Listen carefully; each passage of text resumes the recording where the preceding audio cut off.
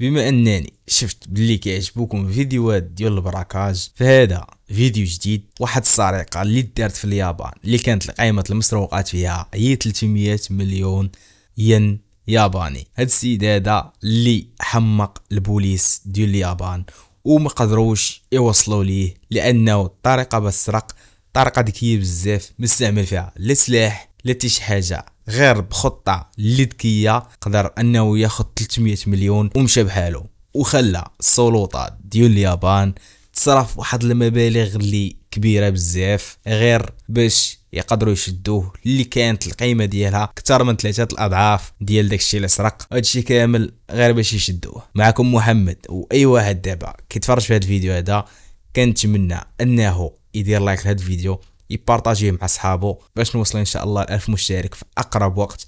فمحتاج الدعم ديالكم بزاف بزاف. وبلا ما نكثر عليكم هضره، نبداو القصه ديالنا في عام 1968 وفي اليابان بالضبط. في هذا الوقت هذا اليابان كانت كتعيش واحد ثوره تكنولوجيه اللي كبيره بزاف. الاقتصاد والتكنولوجيا ديالها واصلين للقمه، وفي هذا الوقت هادي كانت الابناك خدامه مزيان، لحقاش البلاد غادي فواحد التطور الكبير، ولحقاش اليابان هي اللي قادت الثوره التكنولوجيه في العالم في البدايات. القصه وقعت مع مدير ديال البنك ديال نيهون تراست بانك اللي كاين في العاصمه طوكيو. واحد النهار المدير فاق في الصباح، وفي الايام العاديه ديالو كان دائما كيمشي كيطلع على داك الصندوق ديال الرسائل اللي كاين في الدار عنده. هذاك الصباح فاق، فطار، قاد المسائل ديالو، مشى باش يطلع على داك الصندوق ديال الرسائل اللي عاده كيجيو فيه سواء فواتير ديال الضوء ولا ديال التليفون، او لا بعض الرسائل وبعض التهاني اللي كانت كتجي من العائله والاصدقاء ديالو. لحقاش هو كان المدير ديال البنك، كان كيحظى بواحد الاحترام في الوسط العائلي او الوسط الاصدقاء ديالو. بدا كيقرا في هذوك الرسائل، ولكن واحد الرساله اللي كانت مختلفه على دوك الرسائل فاش حلها لقاهم واحد السيد اللي مجهول كاتب فيها: الا ما جبتيش ليا 300 مليون البلاصه اللي غادي نقول لك، فراه غادي نفرق عليك الدار ديالك. المدير ديال البنك شاف الرساله وخلاها عنده، واخا تخلع شي شويه، ولكن هذيك الرساله بقات معاه. داز واحد المده، مشى للخدمه ديالو، تفاجئ باللي نفس الرساله جاتو حتى في هذاك صندوق الرسائل في البنك. هنا المدير ديال البنك فاش شاف جاتو الرساله وتما عاود جاتو الرساله في البنك، بالي القضيه راها خطيره. فالمدير ديال البنك مشى بالزربه، هز هذيك الرساله ويديها للبوليس، قال لهم باللي راه توصلت بواحد الرساله من واحد السيد مجهول وعطاهم الرساله. فاش قراوها البوليس ما تاخذوش الامر بواحد الشكل اللي عادي، ولكن تاخذوه بواحد الجديه كبيره، وخاصه ان المرسل كاتب انه غادي يفرقع الدار. واهم حاجه في اليابان في هذيك الوقيته هو انهم يثبتوا الجداره والقوه ديالهم في اي مجال، سواء تكنولوجي، اقتصادي، في اي مجال، حتى الامن. في اليابان كانوا باغيين يثبتوا القدره ديالهم، البوليس باغيين يبينوا على الخدمه ديالهم والمهارات ديالهم. داكشي علاش كلفوا واحد العدد ديال البوليس باش يمشيو يردوا البال للدار ديال هذاك المدير ويديروا مراقبه حتى لهذاك البنك. كانوا خايفين من هذاك الشخص المجهول اللي ينفذ هذاك التهديد ديالو. ودابا غنمشيو ل 10 ديسمبر عام 1968. في هذا النهار هذا كان واحد الاتفاقيه بين شركه توشيبا الرائده في الاعمال التكنولوجيه اللي مازال مشهوره حتى في وقتنا دابا. يعني شكون اللي ما كيعرفش توشيبا؟ في هذاك الوقت كانت توشيبا في القمه ديالها، لان اليابان كانت قوه تكنولوجيه صاعده في هذاك الوقت، والشركات التكنولوجيه هي اللي كانت كتمثل النسبه الكبيره من الاقتصاد ديال اليابان في هذيك الوقيته. فشركه توشيبا في الاخر ديال كل عام كانوا عندها الموظفين كتبغي تعطيهم هذوك البونيس، فالشركه كانت كتعطي واحد البريمات لهذوك الموظفين ديالها في اخر ديال كل عام. فالشركه كانت كتعطي هاد البريمات هادو بشكل لي كاش، يعني كانت كتعطيهم لهم فلوس اوراق في ايديهم. فكانت محتاجه واحد المبلغ كبير ديال الفلوس، كانت محتاجه 300 مليون ين. فشركه توشيبا كان بينها وبين تراست بانك واحد العقد بانها غادي تسلم ليها 300 مليون. فكان خصهم ياخذوا هذيك 300 مليون من البنك ويوصلوها للشركه. المدير ديال البنكه كلف 4 من الموظفين ديالو باش هما اللي غادي يحولوا هاد الفلوس هادي من البنكه للشركه ديال توشيبا. فهاد الموظفين هادو خداو هذيك 300 مليون، داروها في واحد 3 السيكان، داروها في واحد الطوموبيل تابعه للبنكه، ركبوا في الطوموبيل ومشاو في اتجاه ديال شركه توشيبا واللي كانت ما بعيداش بزاف من البنكه. وهما في طريقهم باش يوصلوا الفلوس هو يتبعهم واحد البوليسي بالموتور ديالو وشير ليهم، عطاهم الاشاره باش يوقفوا في الجنب ديال الطريق. البوليسي مشى كيجري عندهم، قال لهم باللي الدار ديال المدير ديال البنك فراهي تفرقعات. بما انهم كانوا دايرين وعارفين القصه ديال هذيك الرساله اللي جات للمدير، اللي طاح في بالهم هو انه هذاك السيد ولا هذاك المجرم نفذ الخطه ديالو، حتى المدير ديال البنك ما سلموش هذاك المبلغ ديال الفلوس. وقال لهم باللي راه ممكن يكون دار قنابل حتى في البنك وحتى في الطوموبيلات ديال البنك. داكشي علاش ممكن هاد الطوموبيل اللي راكبين فيها نتوما دابا حتى هي زارع فيها قنابل. هو يقول لهم بالزربه قلبوا لا تكون كاينه شي قنبله تحت من الكراسه ولا في اي بلاصه ممكن في الطوموبيل داخل. وهو هبط تحت من الطوموبيل، بدا كيقلب تحت من الطوموبيل لا تكون شي قنبله مزروعه في الطوموبيل من التحت. منزل هذاك بوليسي بعد واحد شويه هو يبان لهم الدخان كيخرج من تحت من الطوموبيل. هنا عرفوا باللي هذيك الطوموبيل حتى هي مزروع فيها قنابل. نزلوا الموظفين بربعه بهم، مشاو كيجريو وتخباو ورا واحد الحيط ديال واحد الدار كانت قريبه من تما. مع الدخان كان كتير بزاف ما كانوش قادرين يشوفوا شي حاجه. من بعد ما داز واحد شويه ديال الوقت وما يشوفوا بان لهم باللي الطوموبيل ما كايناش، كاين غير الموتور ديال هذاك البوليسي واقف تمايا. هنا اشنو اللي طاح لهم في بالهم؟ بلا داك البوليسي خدا ديك الطوموبيل وهرب بها غير باش يبعدها من الشارع باش ما تفرقعش تما، باش ما تسببش انفجار في هذوك الديور اللي كانوا قراب في هذاك الشارع. دازت واحد المده وما يمشيو لهذيك البلاصه اللي كان فيها الدخان ديال الطوموبيل، كيبان لهم باللي كاينه غير واحد الفلامه هي اللي كانت كتعطي هذاك الدخان. وهذاك البوليسي ربما كان غير شفار دار لهم القالب باش خدا لهم الفلوس. مباشره اتصلوا بالبنك وتفاجئوا باللي المدير براسو هو اللي جاوبهم. قالوا ليه سمعنا بلي داك المجرم نفذ الخطه ديالو وباللي دارك تفرقعات. وهو يقول لهم راه هاد الهضره ما منها والو وداري ما تفرقعات ما والو، شنو كتقولوا؟ هنا فهموا الموظفين باللي هذاك ماشي بوليسي وهذا كان غير قالب داروا ليهم باش يقدر ينفذ الخطه ديالو. وما يعاودوا المدير القصه اللي وقعت معاهم. المدير بالزربه اتصل بالبوليس وقال لهم باللي اشنو اللي وقع معنا وعاود لهم القصه اللي وقعت مع دوك الموظفين. البوليس بالزربه تحركوا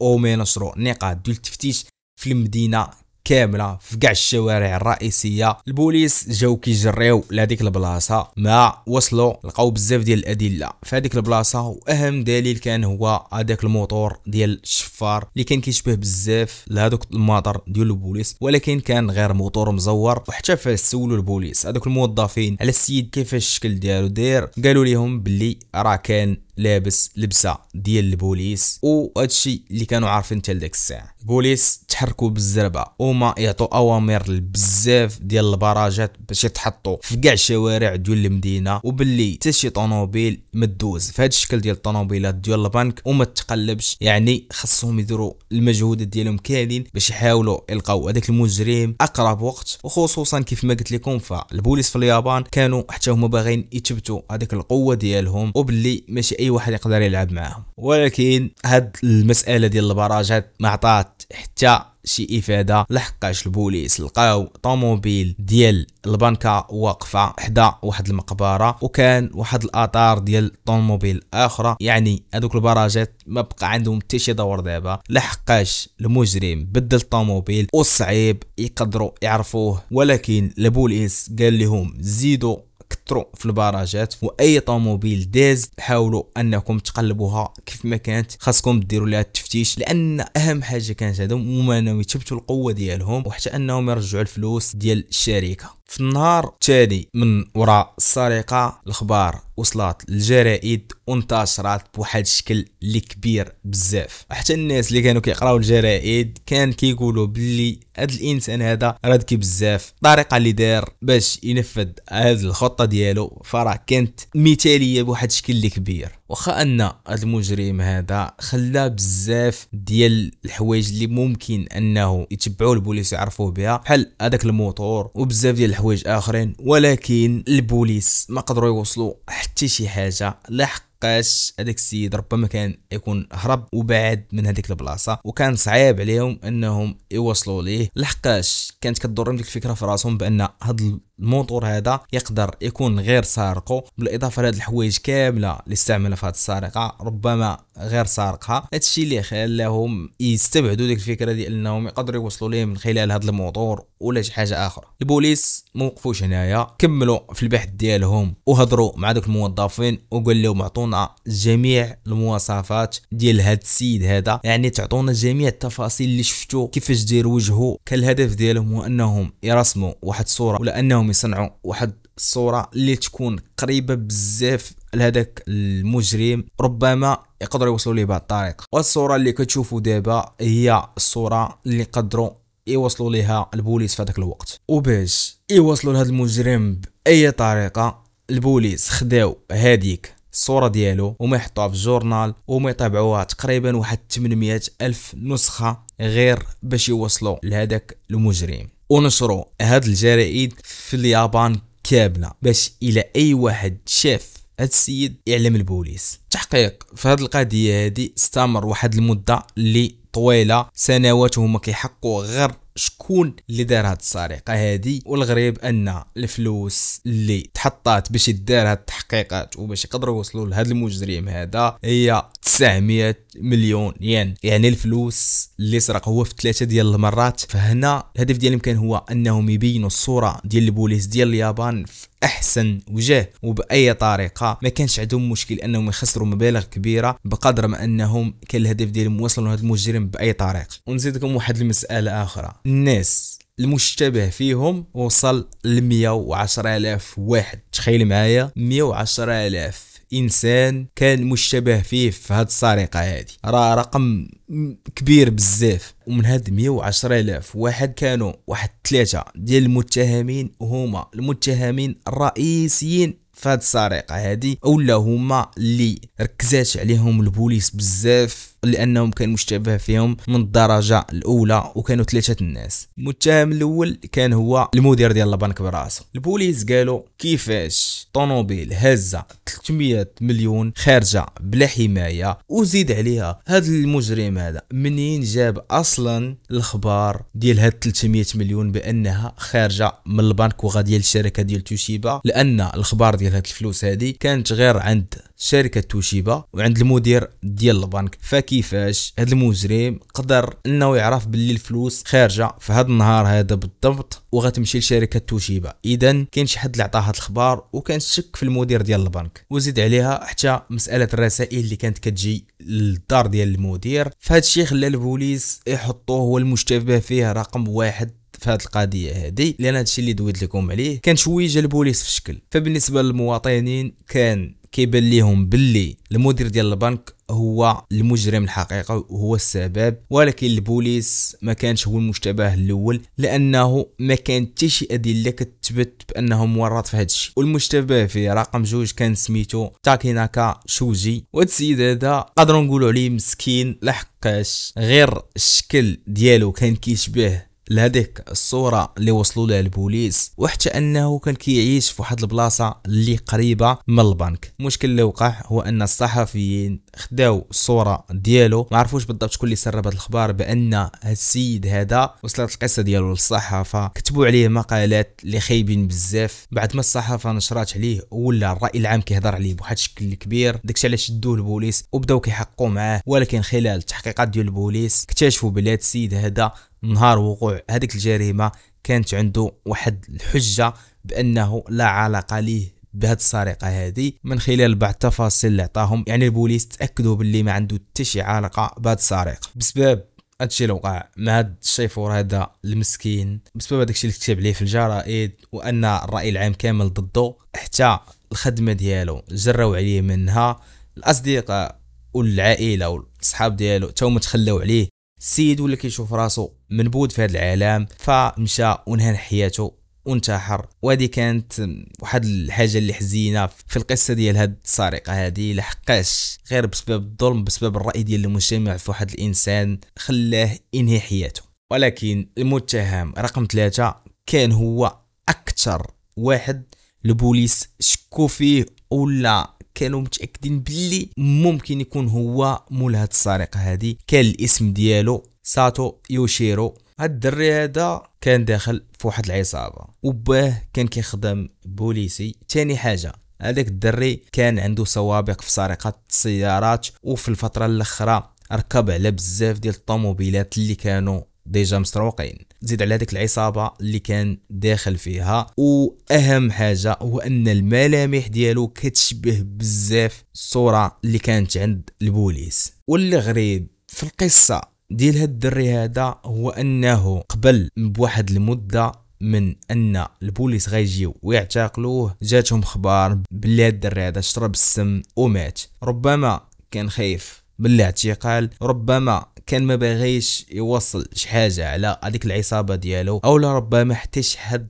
هو اللي قتله. الشيء اللي خلى القصه الدري هذا هي واحد الشكل اللي غريب شويه، لحقاش كاين واحد الاحتماليه ديال انه يقدر يكون تقتل. كاين بزاف ديال النظريات اللي خرجوا في هاد القصه هذه ديال هاد الدري هذا بالضبط. كيقولوا ربما بان الاب ديالو هو اللي قتلو لانه كان خايف انه يخسر ليه ديك الصوره ديالو، او ربما الاب ديالو كان هو المسؤول على هاد السرقه وولده كان غير هذاك البيدق اللي لعب بيه حتى وصل للبوبتيخه ديالو. وكاين قصه اخرى كتقول باللي هذيك العصابه اللي كان خدام معها شراو شي طوموبيلات اللي غاليين وكانت عندهم فلوس بواحد النسبه اللي كبيره، ربما يكونوا هما اللي كلفوه بهاد السرقه باش ينتقموا منه سموه. كانت هذه واحد الفرضيات اللي مفتوحه، ولكن الحقيقه اللي ثابته ما كانتش واضحه في القصه ديال هاد الدري هذا. الاحتماليه ديال ان هاد العصابه هذه هي اللي تكون قتلات هاد الدري هذا هي الاحتماليه الكبيره، لحقاش من بعد واحد المده من هاد السرقه هذه شافوا باللي واحد النسبه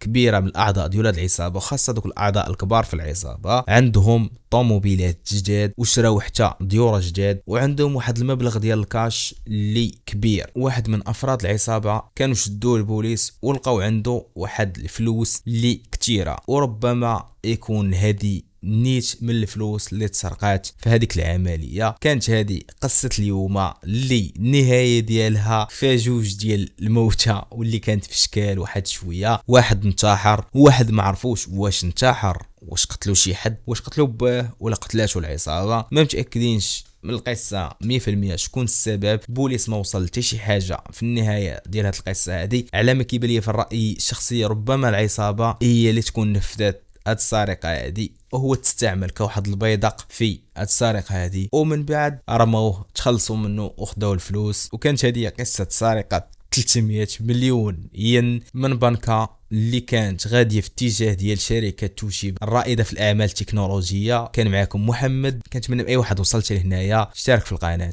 شنو كتسنى صاحبي؟ روجوا معنا الوقت واحد شويه، ديروا شي اشتراك، خلوا لنا لايك، ونهاركم مبروك. كان معكم اخوكم محمد.